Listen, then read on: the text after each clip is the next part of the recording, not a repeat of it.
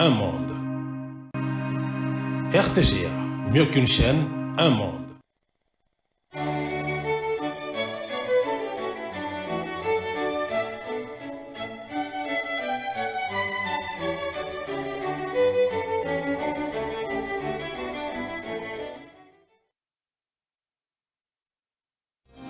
Ce journal vous est offert par Tango Protection.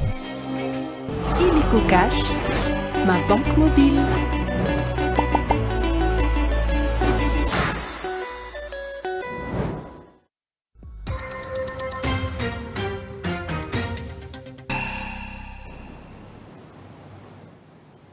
C'est l'heure de suivre votre journal sur la RTGA, mesdames et messieurs, bienvenue. Mais avant tout, voici les grandes lignes de cette édition des nouvelles. Des attaques ciblées ce jeudi à Walikale ont été signalées dans le Nord Kivu. Pendant ces temps, l'armée congolaise a, dans un communiqué signé le mercredi 26 mars, dénoncé le non-respect du cessez-le-feu par le rebelle du M23 AFC qui aurait promis de retirer ses troupes dans cette partie de la RDC.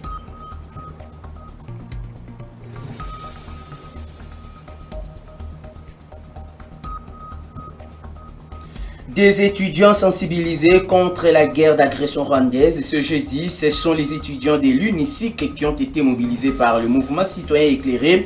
Objectif, inviter la jeunesse à jouer son rôle pour le retour de la paix en République démocratique du Congo, à suivre dans ce journal.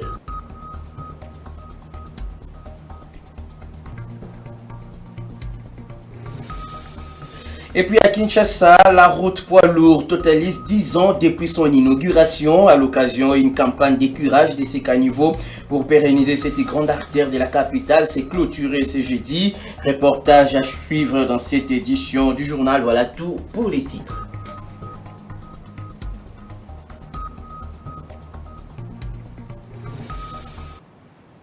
Merci de choisir la RTGA pour vous informer dans l'actualité. La tension monte dans les territoires de Walikale au Nord Kivu et les forces armées de la République démocratique du Congo ont mené ce jeudi matin des frappes aériennes ciblées sur l'aérodrome de Kigoma peu après l'atterrissage d'un aéronef.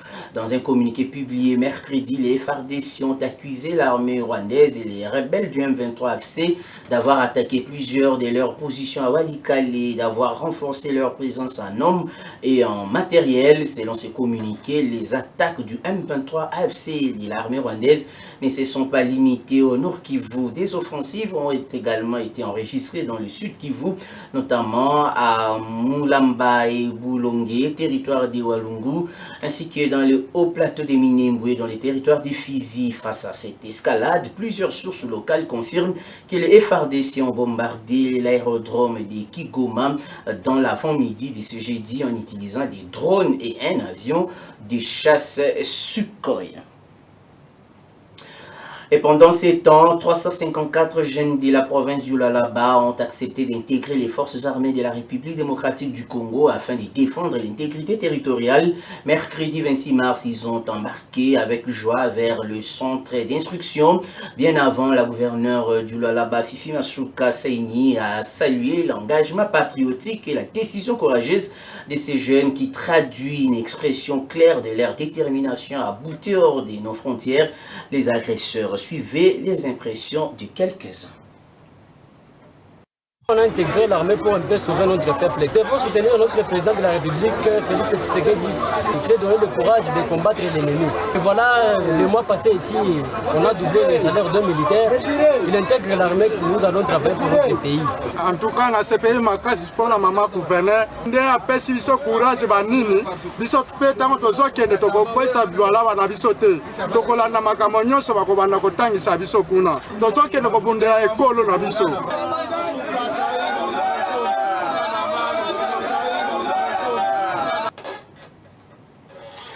Je vous le disais au sommaire de cette édition de nouvelles, le mouvement citoyen éclairé a organisé ce jeudi 27 mars 2025 à l'intention des étudiants de l'UNICIC ex-IFACIC une conférence débat axée sur le thème jeunesse, engagement et responsabilité.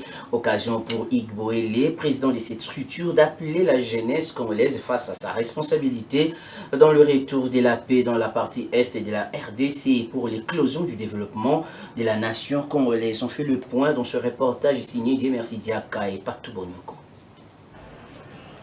Cette conférence débat organisée par le mouvement citoyen éclairé MCE est inscrite dans le cadre de son programme Campus Tour qui consiste à sensibiliser la jeunesse étudiantine congolaise sur l'éveil patriotique et la reconquête de la mentalité congolaise ainsi que la régénération de l'homme congolais sur tous les plans afin de lui permettre de participer activement au développement et au bien-être de la société congolaise. Dans une communion parfaite d'échanges à bâton rompu avec les étudiants de l'UNICIC IFASIC, Hugues Bolé, président du mouvement citoyen éclairé, n'a pas manqué de mots pour manifester sa solidarité envers les victimes des atrocités dans l'Est de la République démocratique du Congo et à sensibiliser en même temps ces jeunes à emboîter les pas. Oui, voilà, vous voyez, comme vous pouvez le constater, même je suis en train de transpirer. On mouille le maillot, hein, on a le brassard. Ça, c'est vraiment le brassard que je mets.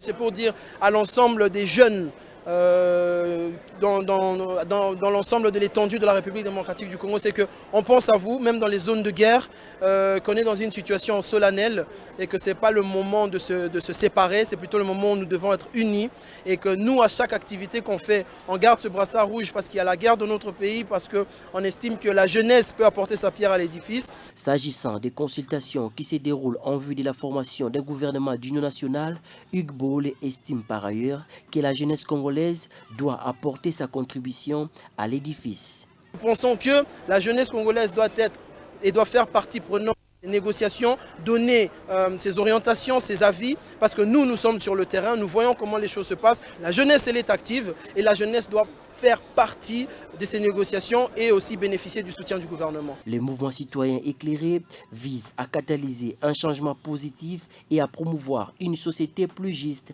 éduquée et responsable. Merci beaucoup. On parle de la prise en charge des femmes et enfants des militaires congolais. Cette décision du gouvernement de la République tient à soutenir les militaires qui se battent pour sauvegarder l'intégrité territoriale. Outre l'amélioration des conditions salariales des militaires, leurs dépendants ont commencé à bénéficier de la formation professionnelle. C'est le ministre de la formation professionnelle, Marc Ekila, qui l'a dit mercredi au cours d'un briefing presse co-animé avec son collègue de la communication et des médias, Patrick Mouya. On fait le point dans ce reportage. Ce n'est plus qu'une promesse, mais une réalité depuis quelques semaines déjà. Le ministère de la formation professionnelle a lancé une série de formations gratuites à Kinshasa pour cette première phase. 5000 personnes sont concernées, dont 1500 enfants et femmes dépendants des militaires. Occuper des conditions de vie des militaires eux-mêmes, mais aussi des dépendants des militaires. Et nous avons pensé dans le cadre du ministère de la formation professionnelle intégrer l'aspect de la formation, des formations, des sessions de formation gratuite des femmes et des enfants des militaires dans le cadre du vaste programme de formation gratuite lancé par mon ministère. Et à ces sujets-là, nous avons déjà eu 2 vagues. La première vague, nous l'avons lancée déjà le 15 février. Nous avons lancé des sessions de formation. En même temps, le ministère de la formation professionnelle sillonne les camps militaires pour trouver des structures à réhabiliter où les femmes et les enfants des militaires vont être formés sur place sans aller à la cité. Gratuite dans le cadre du programme global du gouvernement, nous avons lancé en faveur de 5000 apprenants et dans ces quotas de 5000 apprenants, nous avons eu à réserver 1500 pour les dépendants des militaires, enfants et femmes, tout ça. Et aussi, nous avons lancé une autre campagne spécifique cette fois-là, dédiée essentiellement aux enfants ou aux dépendants des militaires, si vous voulez. Cette formation a débuté à Kinshasa comme ville pilote. Le reste du pays connaîtra également cette vague de formation.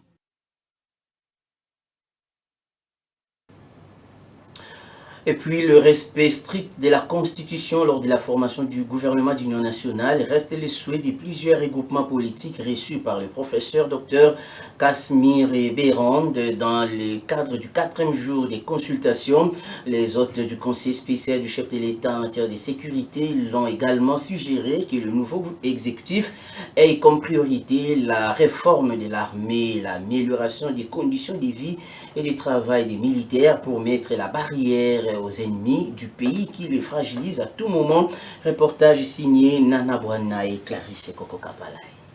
APA MLC, parmi plusieurs regroupements politiques reçus ce jeudi par les conseillers spéciaux du chef de l'État en matière de sécurité dans le cadre des consultations politiques. Il sollicite le respect strict de la Constitution et que la réforme de l'armée soit une priorité pour le gouvernement d'union nationale. Le respect de la Constitution, dont découle le respect de l'intégrité nationale, de la souveraineté, et surtout ce qui est important, c'est de pouvoir faire en sorte que nous ayons un gouvernement qui puisse agir et surtout donner à ces pays une armée qui soit une véritable sentinelle de l'État. Pour sa part, Maître Guy Luando, qui a conduit le regroupement à nous de bâtir le Congo, pense que pour atteindre les objectifs assignés par l'organisation de ces processus initiés par les chefs de l'État, le nouveau exécutif qui sera mis en place doit se focaliser sur les vrais besoins de la population congolaise. Ce qui compte à la fin de cet exercice auquel le Conseil spécial s'est mis, c'est de pacifier le pays. On n'est pas là à la recherche de postes, c'est pour que la population, rien que la population, il faut régler les problèmes de la population. Préserver la souveraineté permanente des matières premières de la RDC et la vision de la TUA relevée aux chargés des consultations. Rappelons que pour les 4e jours, plusieurs regroupements politiques ont été également reçus par le professeur Eberand Kolongele, notamment AABG, conduit par Guilain Nyimbo, ministre du Plan. Consultation politique, le regroupement Alliance pour l'avènement d'un Congo prospère et grand était parmi les hôtes du conseiller spécial du chef de l'État en matière de sécurité pour le compte de la 3e journée de ces processus conduit par le sénateur Pius Mwabilou. Le AACPG s'est déclaré adhérent aux principes proposés par le professeur Béran, chargé des consultations pour ce grand regroupement de l'Union sacrée de la nation. Cette initiative du président de la République reste un véritable moyen pour les Congolais d'unir leurs efforts sans tendance politique ni éthique pour sortir le pays aux problèmes qui les rongent depuis 30 années. Suivez ce reportage. APA MLC, parmi plusieurs regroupements politiques reçus ce jeudi par les conseillers spéciaux du chef de l'État en matière de sécurité dans les cadres reçus au cours de la 3e journée des consultations politiques initiées par les chefs de l'État. Le regroupement politique Alliance pour l'avènement d'un Congo prospère et grand, conduit par les sénateurs Pius Mwabilou Mukala, se déclare adhérent aux principes proposés par le professeur Dr Désiré Casimir Kolongele et Bérand, chargé des consultations. Le président des AACPG et alliés remercie le président de la République pour cette initiative qui est considérée par ces grands regroupements politiques de l'Union sacrée de la nation comme un moyen pour les Congolais d'unir ensemble, sans tendance politique et ethnique, leurs efforts pour sortir les pays de problèmes qui les gangrènent depuis 30 ans. Je tiens d'abord à remercier le président de la République pour son souci permanent de trouver des solutions urgentes aux problèmes qui se posent à notre pays, notamment la guerre à l'Est. Son souci permanent de pacifier notre pays, son souci permanent de sécuriser nos frontières et notre intégrité territoriale. Comme contribution, c'est d'abord l'adhésion aux principes édictés par le conseiller spécial et son équipe, l'adhésion à ces principes-là qui sont clairs. Pour la formation du gouvernement, Pius Mwabilou, parmi les hôtes du conseiller spécial du chef de l'État en matière de sécurité, pense qu'un gouvernement de combat doit être constitué par des vrais patriotes pour mettre hors d'état de nuire le Rwanda avec ses supplétifs du M23-FC qui occupent à travers cette guerre injuste d'agression plusieurs territoires congolais. Ce que nous apportons aujourd'hui, c'est le soutien total à la vision du président de la République. Et nous espérons que la main tendue du président conduira à ce que nous ayons dans ce futur gouvernement des gens patriotiques, des gens loyaux, des gens qui acceptent de s'impliquer et de partager la vision du président de la République. La plateforme AACPG et Alliés, qui compte en son sein 22 députés, s'est dit ouvert d'accompagner cette initiative du chef de l'État jusqu'à son bon aboutissement, afin de rétablir la paix et l'unité nationale. Parlons des élections des gouverneurs et vice-gouverneurs de la province du Kwilu. La question était au centre des échanges ce jeudi à Kinshasa entre les leaders de l'Alliance pour l'avènement d'un Congo prospère et grand et les secrétaires permanents de l'Union sacrée de la nation. Les deux personnalités se sont rencontrées au siège de cette plateforme politique dans la commune de la Gombe. À l'occasion, Pius Mwabilumba Yumukala a remis au professeur André Mbata la liste des candidats de l'Union sacrée à cette élection pour transmission à la haute autorité des références. Le leader des AACPG est revenu sur les critères ayant motivé la composition de ces tickets. Il précise par ailleurs que ces gestes témoignent de sa loyauté au président de la République, patron de la majorité parlementaire. On écoute Pius Mwabilumba Yumukala. Je suis venu au secrétariat permanent pour remettre au secrétaire permanent de l'Union sacrée, notre famille politique, la famille politique du président de la République, officiellement le ticket, notre ticket au poste de gouverneur et vice-gouverneur à la province du Kwilu. Comme vous le savez, le regroupement AACPG est la première force au Kwilu aujourd'hui. Je profite pour remercier tous les Kwilois et toutes les Kwiloises qui nous ont fait pour la deuxième fois confiance pour que nous puissions offrir au chef de l'État encore une fois une majorité. Donc nous estimons, nous, que c'est le canal approprié pour que ce ticket arrive au président de la République, chef de l'État et autorité de référence de notre famille politique.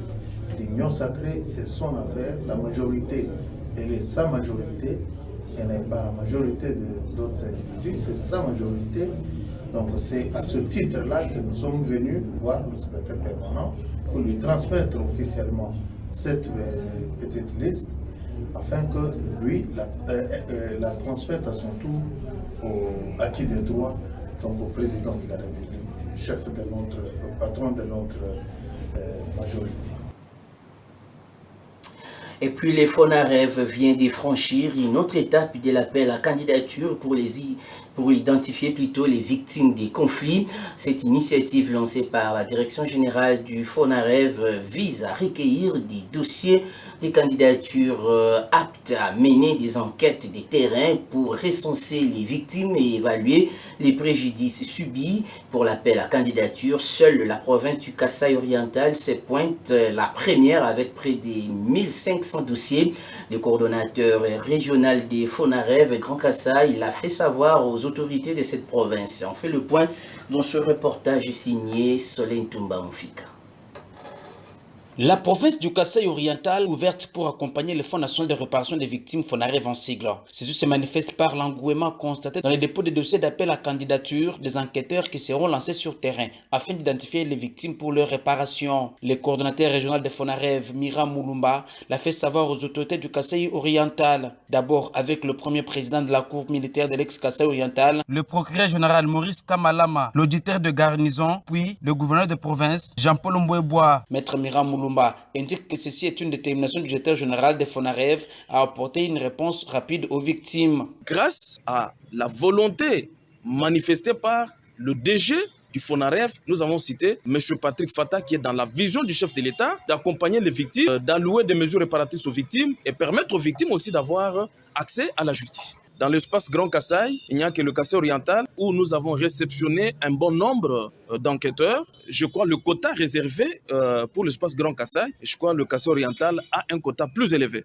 Et ceci en fonction du nombre de candidatures que nous avons réceptionnées. Donc nous avons plus de 1400 dossiers réceptionnés à la division des droits humains. Donc je crois que nous sommes en pleine compilation. Dans les heures qui suivent, nous allons devoir réserver la primeur. De la cour militaire au gouvernorat, Miram Mouloumba a remis une boussole documentaire portant création du FONAREV qui est une structure de la présidence de la République. Le support que nous avons remis à son excellence, monsieur le gouverneur de province, c'est la boussole, le cadre légal qui crée fondamentalement le FONAREV. L'autorité provinciale devait s'imprégner de ces supports portant création du FONAREV, de voir effectivement le droit reconnu aux victimes et le devoir de victime, et de voir l'apport que fera l'autorité provinciale dans l'accomplissement, soit dans l'exécution de nos missions au niveau de la province Kasaï orientale. Il faut noter que le FONAREV a pour mission d'identifier les victimes, les aider à avoir accès à la justice, ainsi que les allouer une réparation. Les enquêtes proprement dit débutent d'ici avril, avant la formation des enquêteurs. Des retours à Kinshasa pour signaler que la Cour constitutionnelle, en collaboration avec l'ambassade de la Confédération helvétique sous le haut patronage du président de la République, a organisé une conférence débat sur l'état des droits et la démocratie en RDC.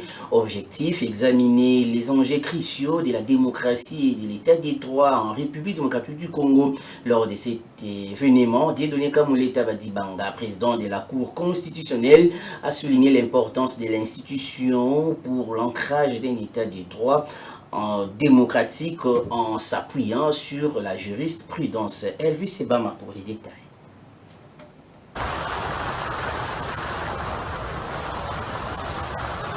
L'amphithéâtre du fleuve Congo Hotel a accueilli le 26 mars 2025 une conférence de haut niveau sur les thèmes démocratie et état des droits organisée par la Cour constitutionnelle en partenariat avec l'ambassade de la Confédération helvétique. Sous le haut patronage du président de la République, cet événement a rassemblé des praticiens du droit, des universitaires et des chercheurs autour des questions fondamentales relatives à la démocratie et à l'état des droits en République démocratique du Congo.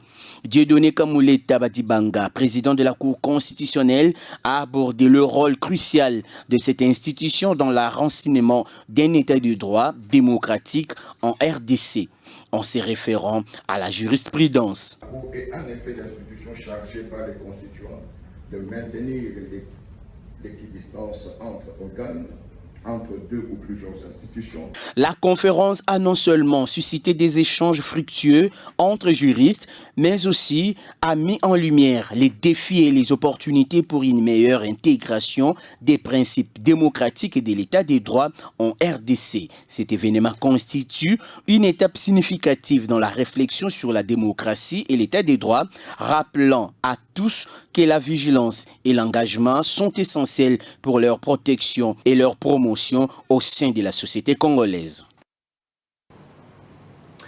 La femme congolaise au centre de toutes les ambitions, c'est le thème choisi par la République démocratique du Congo pour booster les initiatives des femmes. Autour d'une même table, les professionnels des médias ont suivi avec attention les recommandations du coach Raissa Mboma sur le burn-out. Il s'agit d'une stratégie qu'elle a incitée pour aider les femmes à préserver leur santé mentale en se créant une nouvelle identité. Suzy Kibiromari pour le reportage. Les professionnels des médias dans leur diversité, les journalistes de l'audiovisuel et des médias en ligne ont répondu à ce dîner-débat organisé par Raissa Mboma, coach en transformation, revenu investir en République démocratique du Congo après 18 ans passés aux États-Unis. Victime du harcèlement en milieu de travail, avec des conséquences tragiques sur sa santé mentale et physique, cette coach a réussi à s'en sortir grâce à sa méthode, le burn-out, un passage vers une nouvelle identité, une méthode qui aide désormais les femmes à s'investir pour leur bien-être. Alors comment est-ce que ces tests fonctionnent? Donc vous allez juste le sortir du carton, right, le déchirer. Vous allez le déchirer et puis le sortir, right, de sa petite bande. Alors vous allez récolter les urines déjà, hein, mesdames, Vous allez récolter des urines déjà dans un petit bocal, dans un petit cup. Right? Les urines, vous pouvez faire avec n'importe quelle urine de la journée, mais c'est toujours recommandé les urines du matin. Parce que le test d'ovulation, il teste en fait l'hormone LH. Raïssa Mboma a proposé des astuces qui permettent aux femmes de prendre soin de leur féminité. J'ai parlé de santé mentale, je parle de développement personnel, de comment reprogrammer son cerveau pour le succès. Donc pour toutes ces dames aussi qui veulent concevoir, mais qui n'ont pas l'opportunité ou qui ne savent pas, qui n'arrivent pas, désormais sont disponibles à Kinshasa les mêmes tests d'ovulation que moi-même j'ai utilisés pour concevoir. Donc des tests à faire tous les matins au petit réveil qui nous indiquent avec 99,9% accuracy le jour de notre ovulation pour concevoir. Raïssa Mboma, à travers son coaching, se veut un catalyseur pour la gente féminine congolaise afin qu'elle ait une meilleure version d'elle-même pour son épanouissement à tous égards dans la société. Et dans un autre chapitre, la ville-province de Kinshasa va lancer la campagne de sensibilisation des patentes exercice 2025 sur l'impôt au mois d'avril. Cette annonce a été faite par Jean Bonheur Longonga Basenga, chef de division urbaine de la petite moyenne entreprise ville-province de Kinshasa. 32 sites ont été choisis dans les 24 communes que compte la ville, dont les deux plus grands marchés, Ziguida et Kato. Ces impôts permettront la construction de la ville pour qu'elle soit plus belle comme auparavant. Suivez Jean Bonheur Longonga dans ce propos recueilli pour vous par Elvis Seba. Il est vrai que le lancement a été déjà fait depuis le 16 décembre dernier par l'autorité compétente, entre son Excellence, Monsieur le Gouverneur de la ville de Kinshasa. On a lancé, vous savez, à chaque fois, comme la patente c'est une mission de grande envergure, ça demande certains préalables. Et c'est à partir de ces préalables-là, nous sommes dans l'administration. C'est comme ça que ça a pris un peu de temps. Mais aujourd'hui, tout est déjà fin prêt. Je crois que d'ici là, l'opération sera effective, où on va déployer les machines dans tous les 32 sites, parce qu'on a eu à choisir 32 sites. Donc toutes les 24 communes, ainsi que les 4 marchés urbains, plus les 2 marchés qui ont l'envergure de marchés urbains, donc Kato et Ziguida. Et je crois que bientôt là, tout sera fin prêt. Donc c'était juste quelques préalables. Il fallait terminer avec les autorités et maintenant tout est déjà bien prêt. En tout cas, je veux demander à tous les assujettis ainsi que les opérateurs de la ville de Kinshasa que bientôt il y aura le déploiement déjà des machines et la patente va bientôt commencer par la sensibilisation. Je vous exhorte donc de venir nombreux avec l'engouement afin que vous soyez conformes à l'État et vous payez vos taxes comme il se doit. À toute la classe des commerçants, venez nombreux, procurer les patentes parce que ça donne déjà accès à avoir les crédits dans des banques où il y a l'engouement aujourd'hui. Nous attendons, il y a des appels qui nous viennent de gauche et de droite par rapport à la patente parce que c'est un document qui vraiment, c'est un grand document. Ils doivent s'attendre à venir beaucoup pour acheter la patente afin que cette fois-ci, ça va donner les moyens à notre ville d'être reconstruite et que son Excellence, Monsieur le Gouverneur Daniel Bumba Lubaki, qui a lancé sa vision de Kinshasa et Zobonga, à partir de cette patente que vous allez vous procurer, la ville de Kinshasa aura les moyens de la politique, les moyens pour permettre à ce qu'il y ait la construction des routes et que les infrastructures soient totalement aménagées. Et ça sera une bonne chose pour notre Kinshasa, capitale. Lancé à l'occasion du 10e anniversaire de l'inauguration du boulevard Congo-Japon, ex-avenue de poids lourds, la campagne de sensibilisation et d'écurage des caniveaux pour la pérennisation de cette artère de la capitale a été clôturée ce jeudi. À cette occasion, une délégation de l'Agence japonaise des coopérations internationales JKRDC, conduite par son représentant pays, les représentants du Fonds d'entretien routier FONER et de la cellule infrastructure du ministère des Infrastructures et Travaux publics ont effectué une descente sur terrain sur cette voie afin de s'enquérir de son état. Reportage. De la gare centrale, en passant par Larry Baramoto jusqu'à la 17e rue, le boulevard Congo-Japon ex-poids lourd construit grâce à un financement sous forme de dons non remboursables du gouvernement japonais a été inspecté ce jeudi par une délégation de l'Agence japonaise de coopération internationale en RDC avec à sa tête son représentant pays Okitsu Keishi. Les FONER et la cellule infrastructure du ministère des ITP 10 ans après sa mise en service. Une visite de terrain qui s'inscrit dans les cadres de la clôture de la campagne menée depuis plus d'un mois dans l'objectif de sensibiliser les usagers des riverains à l'impact de leur comportement sur la dégradation de cette artère tout en mettant l'accent sur le rôle des déchets plastiques ainsi que d'autres immondices et le curage des caniveaux. À l'issue de cette journée, le représentant pays de la JICA a exprimé sa satisfaction quant à l'état actuel de la route. Nous avons constaté que les travaux de curage ont été faits grâce à l'appui de notre partenaire.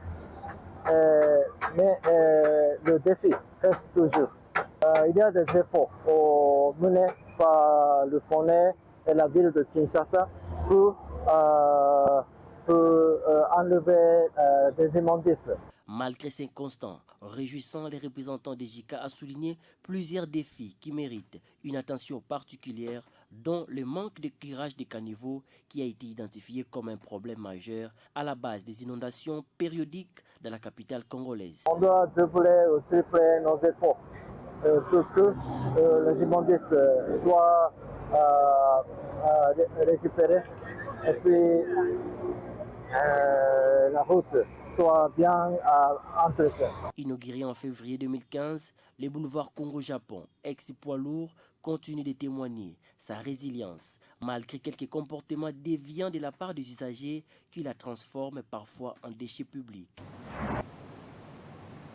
Et puis cette communication avant d'y mettre point à cette édition des nouvelles, contrairement aux multiples messages distillés dans les réseaux sociaux par des personnes de mauvaise foi, la radio-télévision du groupe L'Avenir n'est pas fermée, elle est opérationnelle aujourd'hui, elle le sera demain, elle n'a même pas l'intention de mettre la clé sous les paillasson.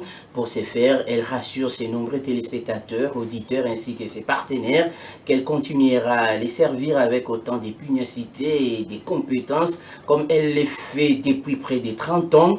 En tant qu'entreprise de presse privée, elle s'adapte aux réalités socio-économiques du pays, ce qui la contraint à entrevoir une restructuration à l'interne pour plus d'efficacité.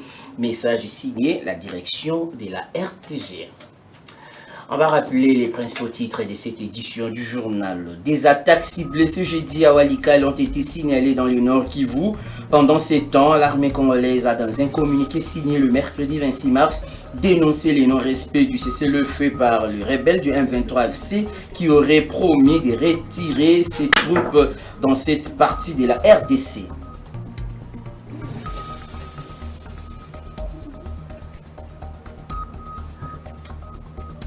Des étudiants sensibilisés contre la guerre d'agression rwandaise ce jeudi, ce sont les étudiants de l'UNICIC, ex-IFACIC, qui ont été mobilisés par le mouvement citoyen éclairé. Objectif, inviter la jeunesse à jouer son rôle pour le retour de la paix.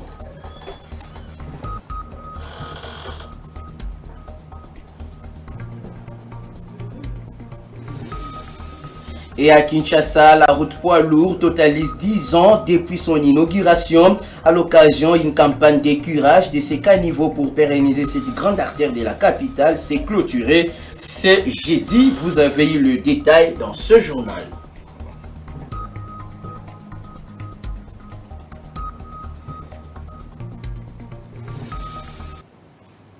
Cette session d'information est complètement terminée. Merci à vous de l'avoir suivi.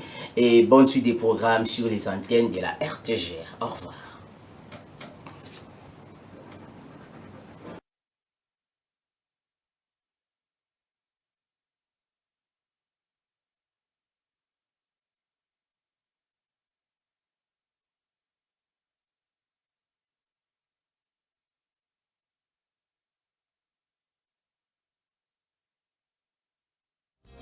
Ce journal vous a été offert par Tango Protection.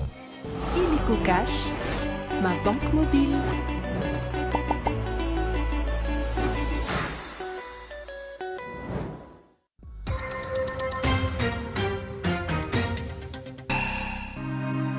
RTGA, mieux qu'une chaîne, un monde.